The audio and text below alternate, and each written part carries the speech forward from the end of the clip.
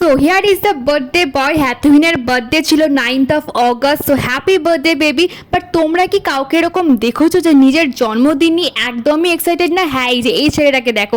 But আমি surprise পেতে আর দিতে দুটোই ভীষণ ভালোবাসি। তো একদম ডট 12টাতে চলে গেছিলাম ওদের বাড়িতে। ও একদমই এক্সপেক্ট করেনি।